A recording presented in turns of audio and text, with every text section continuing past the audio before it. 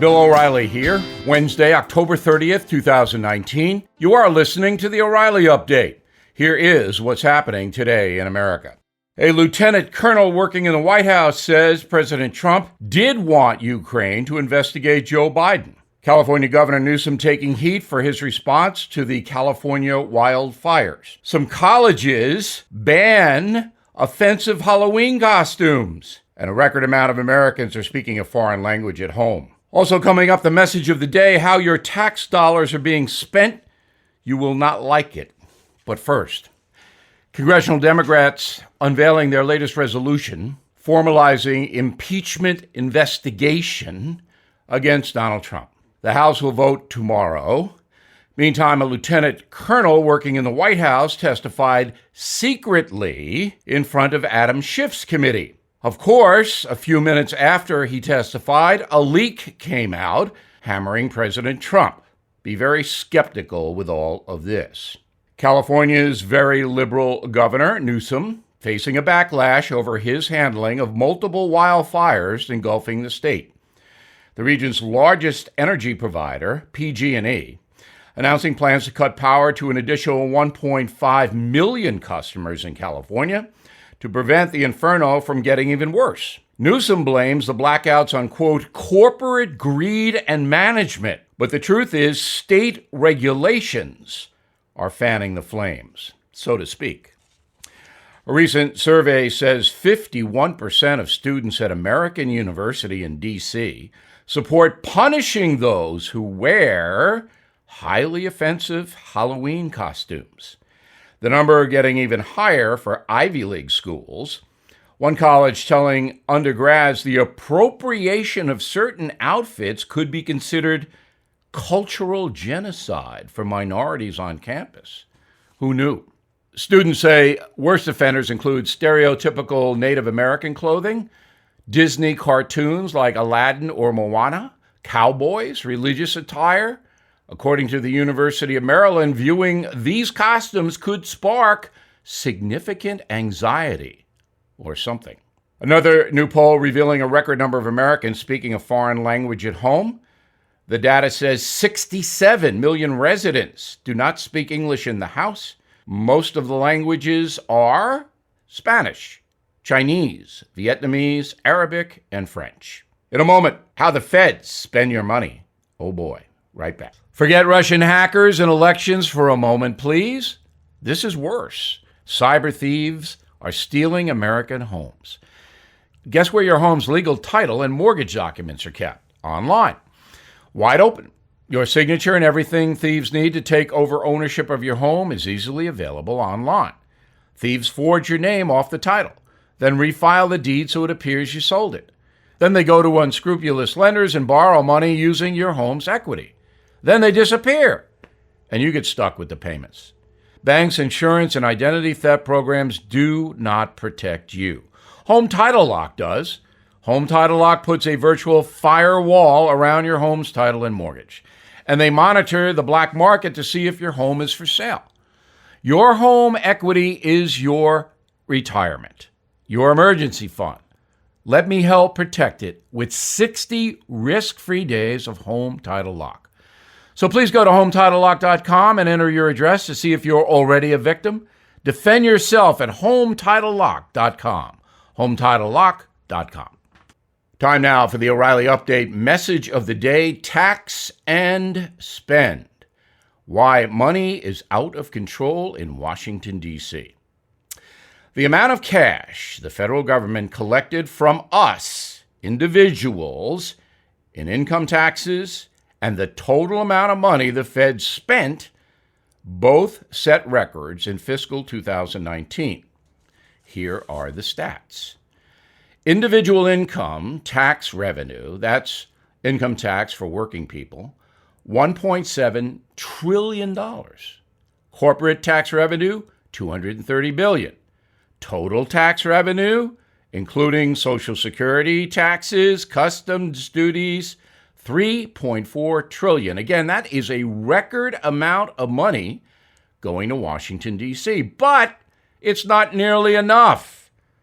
That's because last year, 2019, the Fed spent $4.4 trillion. Unbelievable.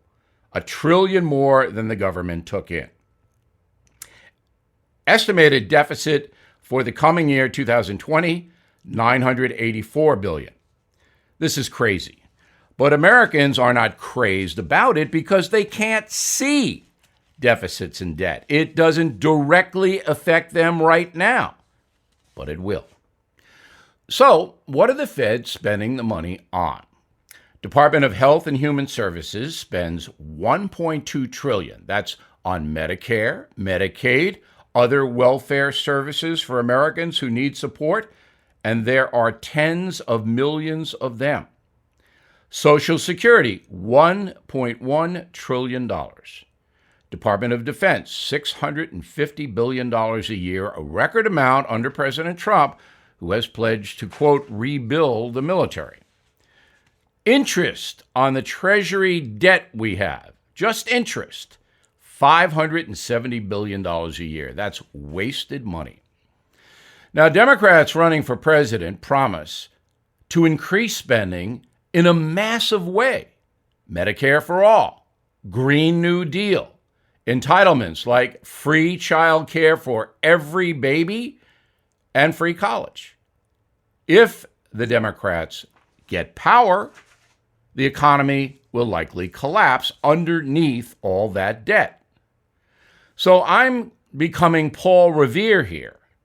Instead of the British are coming, bankruptcy is coming. You simply cannot tax individual Americans anymore. And there are not enough rich people in the country to even come close to funding the federal debt. As far as corporations are concerned, if you raise taxes on American companies, many of them will leave the country.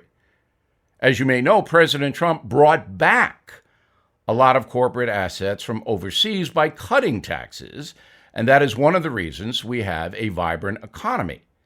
If the reverse happens, the economy will crater.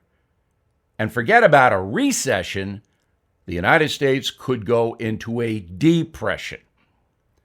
All of this spending has to be reined in. If President Trump is reelected, he must be more fiscally responsible, or the country will pay a huge price, and soon. And that's a message. Please check out my latest book, The United States of Trump. And for more commentary, please go to BillO'Reilly.com. Up next, something you might not know. Finding a good real estate agent who understands your needs can be incredibly difficult. My friend Glenn Beck started the service realestateagentsitrust.com to make sure you get connected with agents who are ambitious and have a long and successful track record. They're agents who are experts in your town and do business like you with your values. I heard a story of a family whose home had been on the market for more than a year, and they were facing a difficult scenario of what to do next. They learned about Real Estate Agents I Trust, and after contact, a real estate agent was able to go in, make some changes to the house, and then sold the house within 3 weeks. This is why I endorse realestateagentsitrust.com. No pinheads, just great agents. I wouldn't hesitate to use Real Estate Agents I Trust if I were going to sell my home. So get moving today with realestateagentsitrust.com. Now the O'Reilly Update brings you something you might not know in honor of Halloween tomorrow. During the golden age of cinema, Universal Pictures released more than 80 classic monster movies. Dracula, Frankenstein, the Wolfman, the Mummy, stuff like that. Americans loved a good thrill at the theater, slapping down 25 cents for an evening of fright. The movies would often repeat storylines, but customers did not seem to care. The actors playing the monsters, some of them anyway, became big stars. But what exactly happened to them? Here we go. Lon Chaney, the Phantom of the Opera, the original guy, starred in more than 150 movies in his lifetime. Chaney, famous for doing his own makeup using egg membranes, fish skins, a bald cap, even sticking wires up his nose to create the signature skeletal look for his iconic role of the Phantom.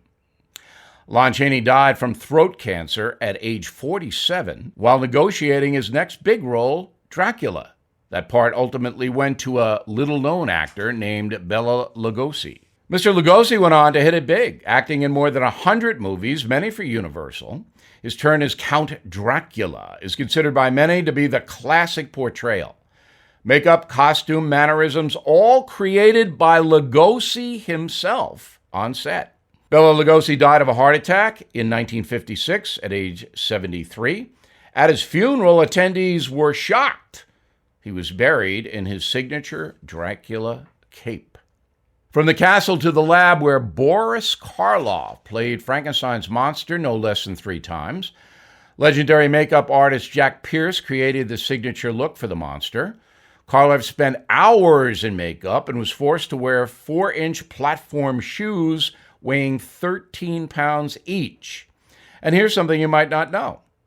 Towards the end of his career, Boris Karloff starred in a number of voice-over roles.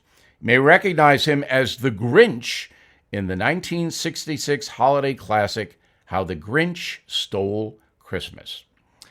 So this Halloween, dial up a classic horror flick and leave the chainsaws to the amateurs. Right back.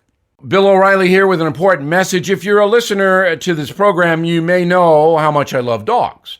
Today, let's talk about something I care about very much.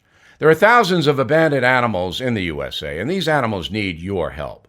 This is why I have partnered up with Delta Rescue, the largest no-kill, care-for-life animal sanctuary in the world. Delta Animal Sanctuary is a one-of-a-kind rescue operation because they care for the animals for life. They're staffed by specially trained attendants who look after the animals, providing them with water, treats, toys, and affection. For more information on Delta's tax-saving estate planning vehicles, please go to the website deltarescue.org/bill. It lays out all you need to know about growing your estate through tax savings, which can help you build the size of your estate while letting your compassion for animals live well on into the future. Donate online today at deltarescue.org/bill. That's deltarescue.org/bill. Thank you for listening to the O'Reilly Update. I am Bill O'Reilly. No spin, just facts, and always looking out for you.